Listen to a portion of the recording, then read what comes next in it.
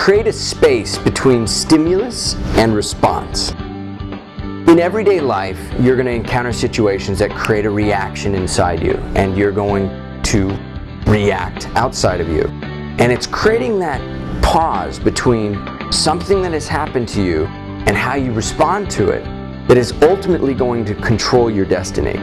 You see, most of the time, people who act unmindfully or without awareness are instantaneously reaction. They get angry, they react. But there's a chain reaction that happens so fast that if you actually become aware of it, you can slow it down and create more space between what may have caused a certain emotion or a feeling that then caused a certain thought in your mind that then caused a certain behavior in your external environment.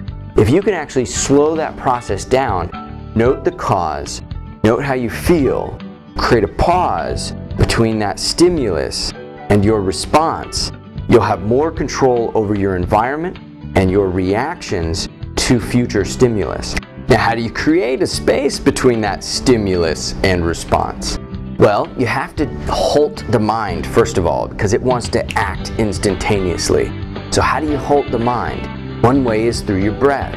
After something happens to you, before you act on it, you can use your breath as a tool to sort of slow things down. Take a deep breath. Take several deep breaths. You may have heard this before. If you're angry, take a few deep breaths. That will slow things down, and it will allow you to start choosing your response.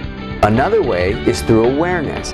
Be aware of potential causes that then produce the emotions or the feelings that you experience that then cause certain thoughts or images to form in your mind. And then before you take action on those, have that space sort of available through that awareness of noticing that chain of events that occurred. And then choose your response. Notice whether or not what you're imagining in your mind is a healthy, constructive thought or a damaging, destructive thought. What actions are you about to carry out?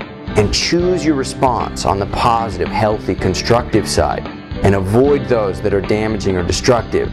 So first, you create that space through your breath or exerting effort to be aware in as many moments as possible, and then you choose your response. Healthy, constructive, positive, helpful responses. For more tips on how to live your full potential, visit fullpotential.com.